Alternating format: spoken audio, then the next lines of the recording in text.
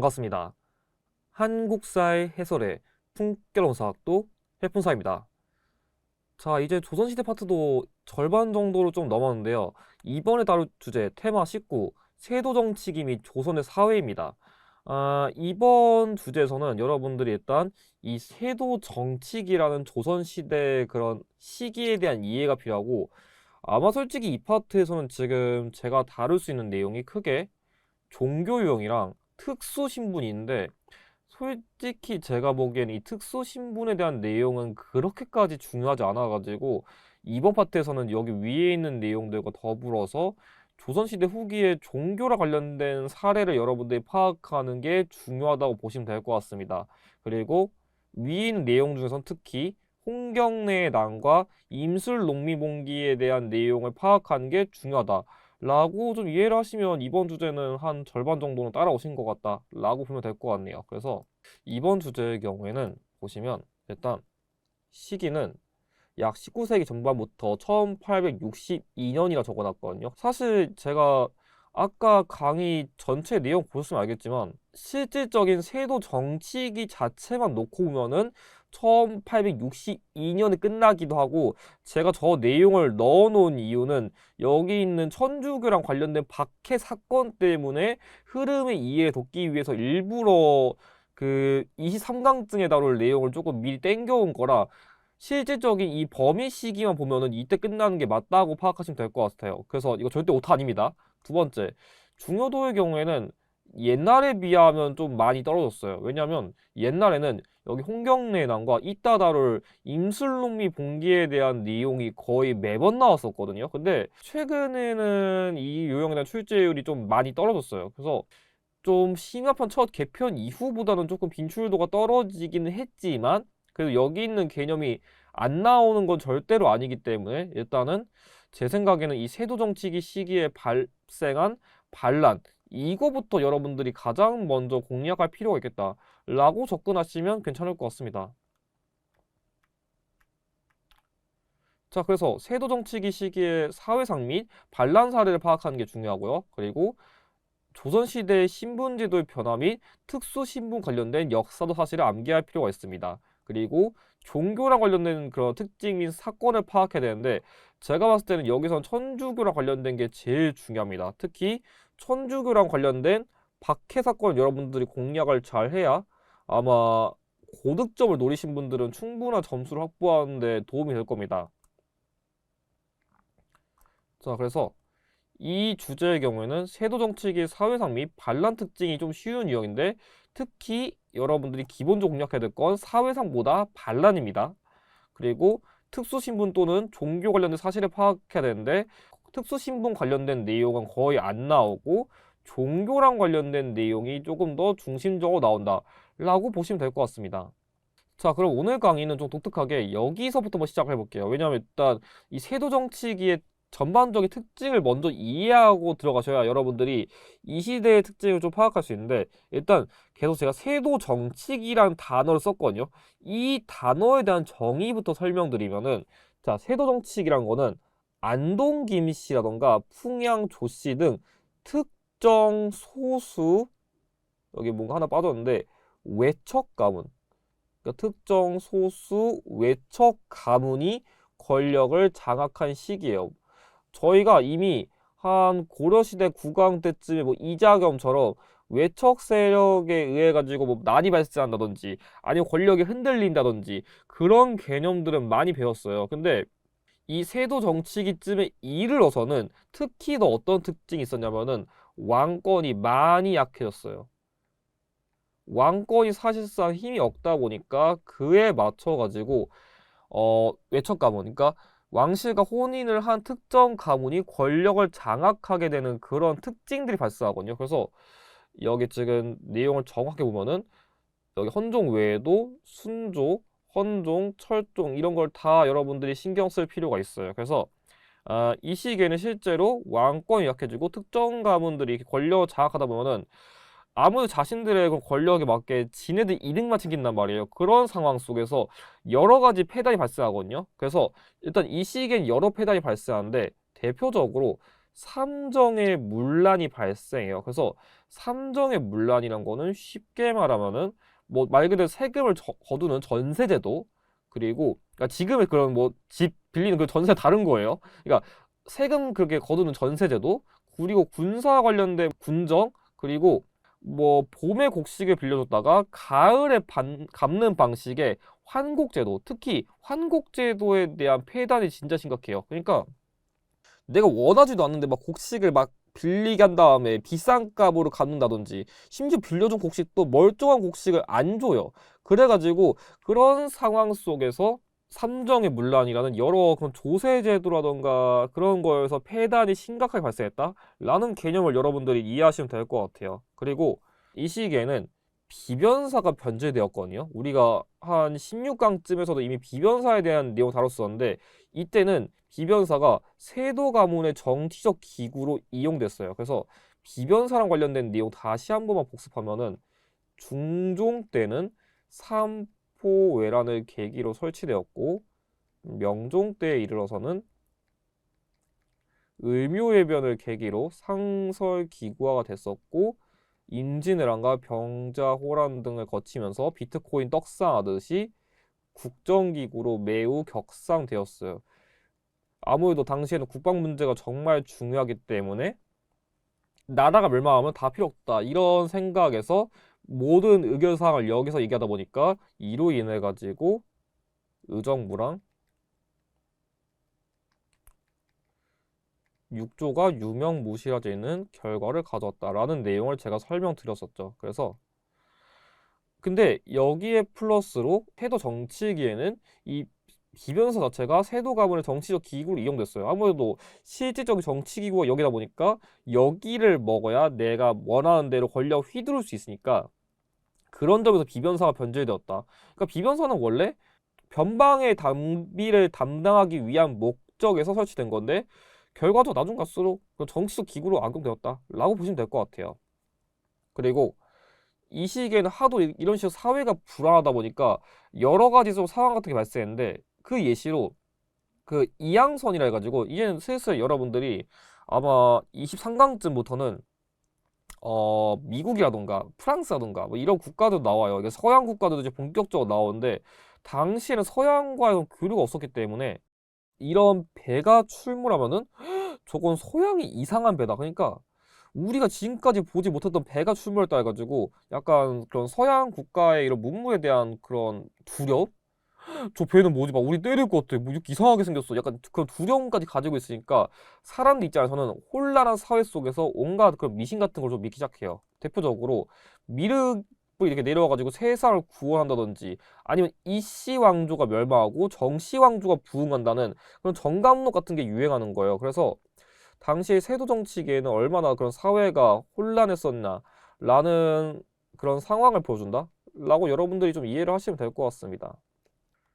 자, 그래서 이 세도 정치기에는 실제로 대표적인 반란 두 가지가 발생하는데, 여기 나와 있는 홍경래의 난과, 그리고 조금 더 뒤로 가면은 여기 나와 있는 임술농민 봉기가 발생합니다. 그럼 일단은 홍경래의 난부터 일단 설명드리면은, 특히 이 홍경래의 난과 임술농민 봉기는 단독 유형으로 나올 수 있기 때문에 일단 이 두 반란만큼은 여러분들이 반드시 암기할 필요가 있어요. 첫 번째, 홍경래의 난은 1811년에 순조 때 발생한 반란으로서 세도 정치기의 수탈, 그러니까 아까 말한 뭐 삼정의 문란이 될 수도 있고, 그리고 특히 서북 지역에 대한 차별에 제가 반발한다고 적어놨었는데, 이 홍경래의 난이 발생한 지역은 평안도예요. 평안도. 그래서 당시 이 지역의 사람들은 뭔가 좀 신분에 비해서 차별받고 뭔가 좀 수탈 같은 이런 거에서도 조금 불만이 많다 보니까 특정 지역에 대한 차별에 상당히 불만을 가지고서 당시에 홍경래를 비롯해가지고 우근치기라던가 이희저 등의 인물 중심으로 반란을 일으켰어요. 그래서 이 홍경래의 나이 나오면 실질적으로 홍경래 자체는 잘 안 나오고, 오히려 인물 키워드를 주면은 우군치기라던가 이희저를 조금 더 언급할 가능성이 높습니다. 그리고 당시에 이 홍경래의 나이 일으킨 반란군은 뭐 가산, 곽산, 정주성 등 특히 평안도 지역에 관련된 청천강 이북 지역을 점령했거든요. 그래서 여러분들이 뭐 청천강이란 단어라던가 아니면 정주성 이런 단어들이 언급되면은 아 평안도 지역 언급한 거구나. 그래서 이 홍경래 난 같은 경우에 일단 기본적으로 여러분들이 지역이랑 관련된 키워드가 좀 더 잘 나온다 보시면 돼요. 지역. 그래서 가상, 곽산, 정주성 등 청천과 이북 지역 등을 점령했다는 내용이 잘 나온다고 보시면 될 것 같아요. 그래서 이 홍경래의 난도 결국은 정부군에 의해서 진압되면서 마무리되었습니다. 제가 이번 판서의 경우에는 순서대로 안 하는 이유가 있으니까 일단 그 점을 잘 따라와 주시기 바랍니다. 자, 두 번째로는 임술농민 봉기는 1862년에 철종 때 발생한 그런 밀란이거든요. 뭐냐면 이 임술농민 봉기의 경우에는 진주 지역에서 발생한 그런 일종의 밀란이거든요. 그래서 여러분들이 홍경래에 나는 평안도 그리고 임술농민 봉기는 진주 지역이다. 일단 이 차이점을 먼저 구별해 두시고 이 임술농민 봉기는 탄관오리인 백낙신이라는 인물이 있었는데 그러니까 정치를 깽판으로 하는 얘가 있어가지고 그거에 대한 반발로 인해 가지고 유계춘을 중심으로 봉기를 일으켰어요. 그래서 이 임술농민 봉기를 진압하기 위해서 박규수란 인물이 안엑스가 파견됐거든요. 그러니까 약간 이 사건을 진압하기 위한 그런 인물로 파견된 건데 여러분들이 앞서 말했었던 홍경래의 난과 달리 이 임술농민 봉기의 경우에는 인물과 관련된 키워드가 조금 더 직접적으로 언급돼요. 그러니까 홍경래의 난도 뭐 우군치, 이의저처럼 인물 관련된 키워드가 언급은 되는데 앞서 말했듯이 홍경래의 난은 저 평안도, 뭐 청천각 이북 등의 지역 키워드를 조금 더 힌트로 잘 주고요. 임술농민 봉기의 경우에는 인물 관련된 키워드를 조금 더 키워드로 잘 줍니다. 그래서 당시 안엑스로 파견된 박 교수는 삼정의 문란을 해결하기 위한 임시기구인 삼정이정청의 설치를 건의했는데 이 삼정이정청이 세도정치기 관련 키워드로는 거의 1순위라 보셔도 될 정도로 얘는 절대로 버리시면 안 되는 극빈출 키워드입니다. 그래서 임술놈이 봉기 내면은 거의 정답 키워드 얘가 나온다 보셔도 될 정도예요. 그래서 여러분들한테 필요한 거는 일단 그 두 반란을 낼 때 어떤 키워드 중심으로 내는지 그걸 일단 이해할 필요가 있고 특히 세도 정책이든지 임술놈이 봉기를 내든지 이 삼정 이정청이란 키워드는 빈출 키워드가 너무너무 잘 나온다. 그 점을 꼭 기억하시면 될 것 같습니다. 그래서 일단 세도 정치기의 사회상 및 반란에 대한 내용 마쳤고 이제 두 번째로 종교 관련된 내용 다뤄보겠습니다. 자 일단 종교의 경우에는 첫 번째 천주교 그리고 두 번째 동학 셋째 양묘학인데 천주교의 경우에는 일단은 뭐 지금도 뭐 기독교든지 뭐 천주교 믿으시는 분들은 뭐 신부님이라던가 뭐 이런 단어 같은 거 쓰는 거 있잖아요. 아니 목사님이라던가. 그래서 일단은 관련 인물로는 대표적으로 한국인 출신의 신부인 김대건님이랑 그리고 프랑스 선교사인 베르네 주교란 분이 있는데 이분은 이따 제가 여기 마지막쯤에 병인양로 다룰 때쯤에 다시 한번 설명드릴게요. 그래서 이 천주교라는 거는 좀 어떤 특징이 있었냐면은 기본적으로 종교로 소개된 게 아니라 일종의 서양의 학문으로 국내에 소개됐어요. 그래서 애초에 처음엔 종교로 전래된 게 아니었어요. 근데 나중 갈수록 사악한 학문으로 탄압을 받았었는데 그 이유가 이게 평등 사상이라던가 아니면 그 조상에 대한 제사를 거부한다. 그러니까 실제로 지금 뭐 제가 특정 종교에 대한 비하 이런 거보다는 지금도 기독교를 믿으시는 분들은 약간 제사 같은 거를 단다하지 않는다던가 그런 게 있잖아요. 물론 지금은 종교의 자유가 있기 때문에 뭐 제사하고 싶은 사람은 제사해도 되고 안 하고 싶은 사람 안 해도 돼요. 당연히 그거에 대한 자유는 누구한테나 보장해야 되지만 이때 당시에는 어떻게 조상님에 대한 제사를 안 할 수 있죠? 이건 말도 안 되는 사탄 자식이 야 이런 급의 취급을 받았어요. 그러니까 지금에 와서 당연히 종교의 자유라던가 사람들의 행동의 자유가 이렇게 보장된 거지 옛날에는 한마디로 말하면 꼰대 사회였어요. 그래서 성리학, 유교에 대한 게 너무 심하다 보니까 이 천주교에 대한 그런 점에서 배척 같은 걸 많이 받았었다? 라는 걸 여러분들이 일단 이해하시면 될 것 같아요. 그래서 이거로 인해 가지고 당시에 이 천주교 신자에 대한 그 처형 같은 걸 하는 일종의 박해 사건 같은 게 되게 많이 일어났었거든요. 그래서 제가 이따가 이 종교 관련된 내용을 다 다룬 다음에 위에 있는 키워드 판서를 한번 그 흐름을 설명드릴게요. 그 외에도 뭐 천주교는 일제감정기 때 군사 조직인 의민단을 만주지역으로 조직했다? 그냥 그 정도만 이해하시면 될 것 같아요. 다음은 동학은 최재우라는 인물이 만든 일종의 민간 종교예요. 그래서 초대 교주로는 최재우, 2대 교주로는 최시영이 있어요. 그래서 여러분들이 일단 동학과 관련된 대표 인물이 일단 최씨인 인물들이 많다라고 여러분들이 일단 기억을 하시면 될 것 같아요. 그 외에도 나중에 일제감정기쯤에 가면은 이 동학이 천도교로 개편이 되는데 그걸 개편한 인물이 3대 교주인 손병이라 있거든요. 그래서 뭐 이것까지 여러분들이 참고로 암기해 두시면 될 것 같긴 한데 일단은 동학유형 다루면은 최재우랑 최시영이 더 중요하다라고 이해하시면 될 것 같습니다.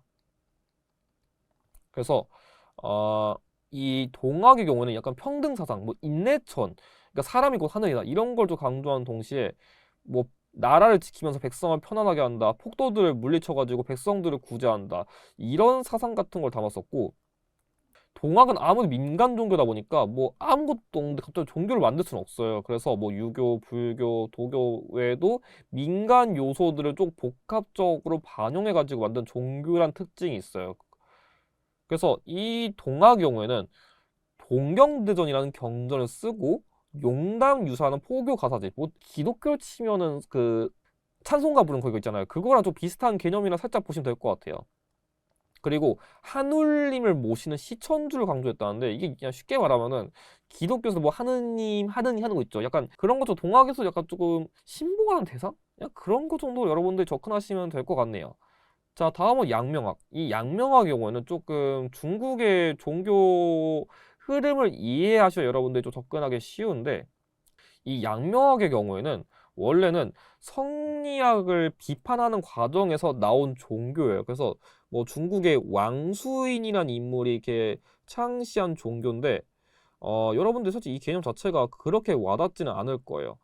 근데 어차피 우리가 뭐 종교에 대한 내용을 그렇게까지 이해할 필요 없으니까 일단은 여러분들한테 좀 이해하기 중요한 거는 일단은 뭐 우리나라에서 일부 소른계 학자들 수용됐다는데 솔직히 이거 별로 안 중요하고요. 일단 사상 관련된 키워드. 그러니까 인간의 마음이 곧 진리라는 심증리 그리고 아는 것. 그러니까 내가 원래부터 알고 있던 건가 행동하는 게 그만큼 일치해야 된다. 그러니까 내가 도덕 과목 공부했으면 도덕 과목 공부한 것처럼 행동해야지. 약간 그런 것처럼 그런 아는 것과 행동이 일치해야 한다는 지행합일. 그리고 사람들은 이게 누구나 본성적으로 가지고 있는 그런 도덕적인 행동? 그러니까 예를 들어서 뭐 내가 쓰레기를 버리면 안 돼, 뭐 바닥에 침을 뱉으면 안 돼, 약간 이런 선한 도덕력이 행동해야 된다는 것도 있었는데 그런 거를 잘 실천할 것을 강조하는 취향지? 이런 걸 강조했다는 게 있어요. 근데 솔직히 예전에는 이게 양명학 유형 나오면 되게 중요했었거든요. 근데 요즘은 솔직히 개편 이후에 양명화 관련된 게 지금 촬영일 기준으로는 단 한 번도 안 나왔었거든요. 그래서 여러분들에게 제일 중요한 거는 얘기가 길었는데 이 양명학이란 거는 정제두를 중심으로 한 강화학파를 중심으로 연구되었다. 이것만 외우세요.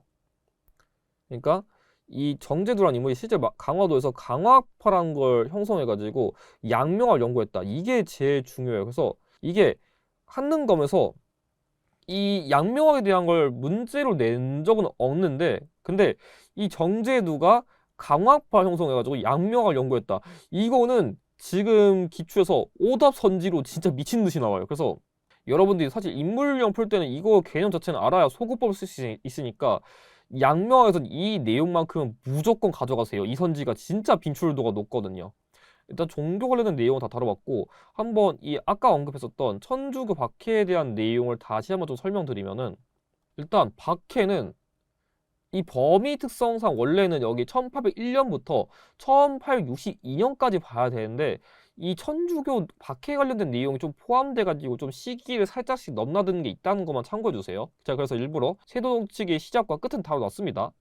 자, 일단 첫 번째 신해 박해. 정조 때 발생한 박해 사건인데 일단은 이 신해 박해의 경우에는 조상에 대한 제사를 거부하고 조상의 신주를 불태웠다고. 이거 좀 제사를 해보신 분들은 알겠지만 지금도 뭐 종이 같은 거 두고서 막 제사하잖아요. 그러니까 그런 것처럼 조상을 모시는 거에라든가 아니면 제사 자체를 거부하니까 당시 이 성리학 유교를 믿는 사람들 입장에서는 어떻게 조상에 대한 제사를 안 하지? 저 종교 믿는 애들은 정신이 나간 건가 하면서 이 신해 박해 때는 권상현 윤지충 등 당시 조상에 대한 제사를 거부했던 이 인물들을 처형했습니다. 그래서 일단 시내바켓 때는 일단 천주교에 대한 이런 문제점들이 처음 이제 발견된 시점이다 라고 보시면 될 것 같아요. 그러다가 이제 본격적으로 천주교 신자에 대한 박해가 더 확대됐었던 게 순조가 즉위한 직후인 신유 박해 때인데, 이 신유 박해 때는 이승훈, 정약용, 정약전, 정약종 등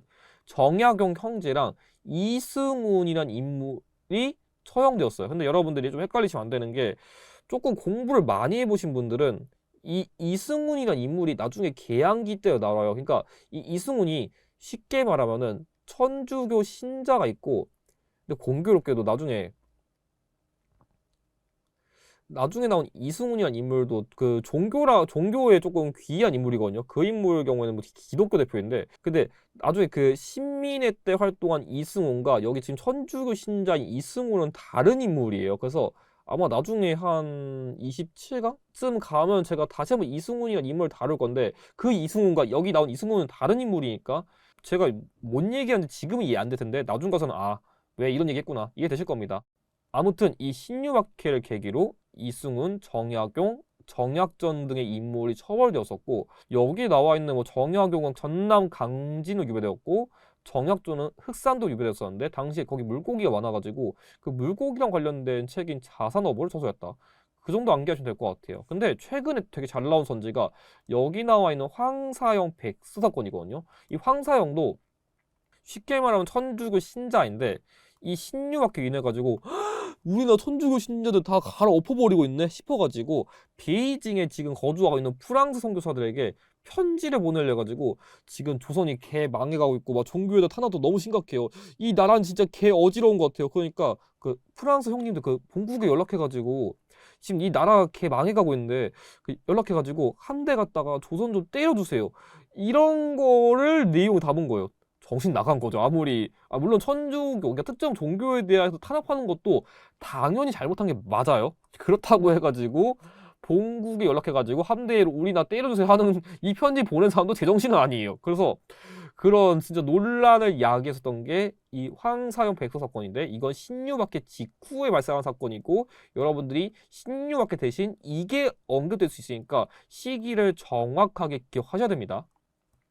그 외에는 기예박해라 가지고 헌종 때는 뭐 모방, 샤스탕 등 프랑스 선교사가 처형되었었고, 또 이후에 병우박해라 가지고 한국인 최초의 신부인 김대건이 처형되는 사건도 발생했습니다. 근데 제가 지금 기예박해랑 병우박해는 설명을 깊게 안 들은 이유가, 어쨌든 박해 내용은 다르니까 제가 언급을 해드린 거지, 만약 여러분들이 이 아까 언급한 이 박해 파트는 흐름형 유형어 나오거든요. 그래서 박해가 언제 발생했는지, 뭐 연표형 문제든지 그런 박해만 가지고서 뭐 가나다 문제라든지 이런 걸 만들 수 있는데, 여기 나와 있는 신해 박해, 신유 박해, 그래서 이 신해, 신유 외우시고, 기해박해랑 병호박해는 사실상 나온 적이 없어가지고 여러분들이 암기를 해두셔야 될 박해는 여기는 병인박해입니다.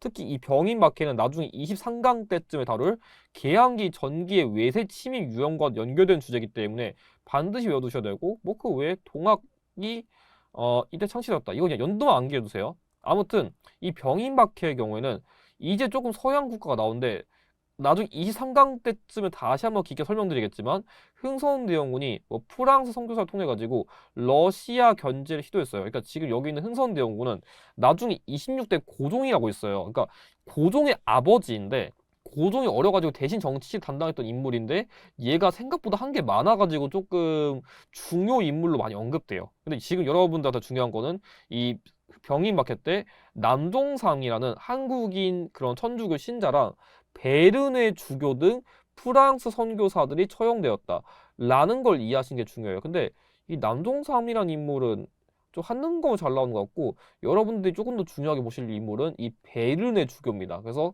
병인박해 때 희생된 프랑스 선교사이고, 이 결과 프랑스에서 지금 우리나라 선교사들 다 죽여버렸어 하면서 우리나라 침략하는, 그러니까 조선을 침략하는 병인 양요가 발생하는 원인이 되었습니다.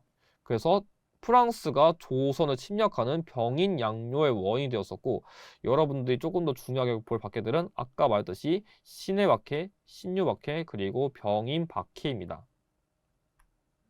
약간 여러분들이 이거 처음에 접근할 때는 인물 키워드라던가 박해 이름이 조금 입에 와닿지 않을 수 있어가지고 좀 이렇게 암기를 해둔 게 좋아요. 뭐냐면 자, 해충. 자, 해충. 해충을 모은 유정이. 자, 해충을 모은 유정이. 해충을 본 유정이가 기겁했어요. 해충을 본 유정이가 기겁해서 오지게 놀라버렸더니만 병에 걸려가지고 얼굴이 시퍼졌다. 이렇게 암기를 해두시면 조금 쉬울 거예요. 그러니까 이것도 제가 쓴 암기법인데, 자, 해충을 본 유정이, 신해 박해, 윤지충, 그리고 유정이, 신유 박해, 정약용 형제 및 이승훈. 그래서 기겁해서 오지게 놀라 병에 걸렸더니 얼굴이 시퍼져졌다. 정 암기가 안 된다면 이거라도 좀 따가지고 좀 기억을 해두시는 것을 권장드립니다. 자, 그럼 마지막으로 특수 신분 관련된 내용만 가볍게 다루고 이번 강의 마치도록 할게요. 사실 제가 신분제도 관련된 내용을 하는 거에서 제가 고대 시대도 그렇고 고려 시대도 그렇고 거의 안 가르쳤거든요. 왜냐면 이거에 대한 거 제가 설명을 못하는 게 아니라 실제로 하는 거면서는 신분제도에 대한 내용이 그렇게 중요하지가 않아요. 그래서 이거 자체에 대한 출제 비중이 거의 안 높기 때문에 제가 사회 파트 다룰 때 이걸 진짜 안 가르치는 편이거든요. 근데 조선 시대는 약간 여러분들이 다른 파트랑 연결되는 내용들이 좀 많아가지고 그래도 좀 설명을 드려볼게요. 자, 첫 번째, 설. 설은 쉽게 말하면 첩의 자식이에요. 그러니까 옛날에는 남자가 아내를 여러 명 둘 수 있어요. 그러니까 뭐 첫째 아내, 둘째 아내, 셋째 아내 이런 건데 둘째 아내 이후부터 낳은 자식은 서울이라고 불렀어요. 그래서 이 서울은 금고법에 의한 차별을 받았었는데 대표적으로 과거응시 자격을 제한받는다든지 재산상속권을 제한받는다는 등의 차별이 있었습니다. 그래서 이 높은 신분에 좀 올라가고 싶은 통청운동을 전개한 결과 일부 인물이 규장과 검소관에 기용됐었는데 상시 사검서라 해가지고 박제가 유득공 나머지 인물들은 제가 굳이 몰라도 돼가지고 안 적었는데 사검서라 해가지고 박제가, 유독공, 이덕무, 서이수 등의 인물이 정조 때 이 학술연구기관인 규장각의 그 책을 담당하는 그런 직책으로 기용됐습니다. 그래서 박제가던가 유독공 인물 문제될 때 이 키워드 활용될 수 있습니다.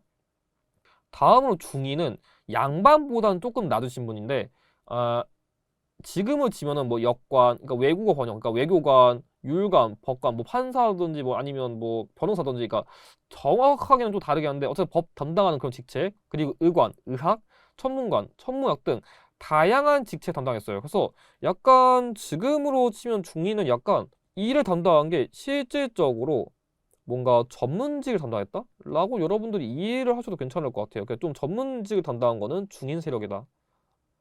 세력보다는 신분이다 라고 이해를 하시면 될 것 같고, 이 중인의 경우에도 똑같이 아무리 양반보다는 신분이 낮다 보니까 지네도 높은 신분을 가고 싶어요, 뭐 청요직에 들어두세요 하는 통청운동을 전개했었고, 지난 18강 때 말했듯이 시사라는 그 시 조직을 만들어서 문학활동을 전개했다. 이게 되게 잘 나옵니다. 마지막 백정의 경우에는 지금을 치면 정육점 상인이에요.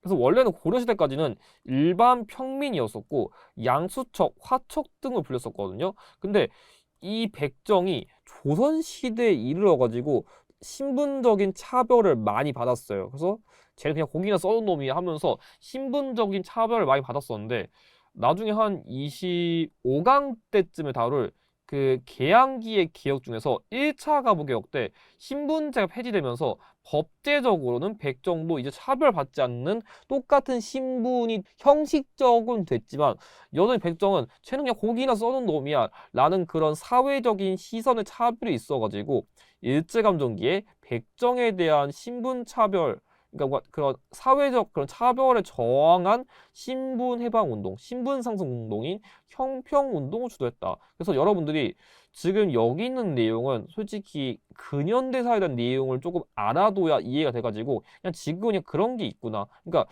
사실상 조선시대 신분인데 일부 내용은 근현대사까지 연결된다 라고 이해를 해두시면 될 것 같아요. 근데 제가 이걸 강조드린 이유가 다음 파트부터는 이런 거랑 관련된 내용이 진짜 많아져요. 그러니까 조선시대 파트 내용인데 읽어보니까 계양기, 일제감정기, 나중 가서 현대사까지 모든 내용을 포괄한 그런 내용도 있거든요. 그래서 너무 어려워지는 거 아닌가요? 라는 부담감이 많이 느껴질 건데 이게 맛보기예요. 그래서 다음 주제 내용은 아마 이제 조선시대 문화랑 관련된 내용 다룰 건데 아마 여러분들이 처음 접근할 때는 진짜 어려울 거예요. 그래서 일단 앞으로 다음 주제는 조금 당분간 그런 가능성이 나올 수 있다는 걸 염두하시면서 강의 내용을 따라와 주시면 될 것 같습니다. 자, 그럼 이번 주제 마치고 다음 테마에서 또 뵙겠습니다.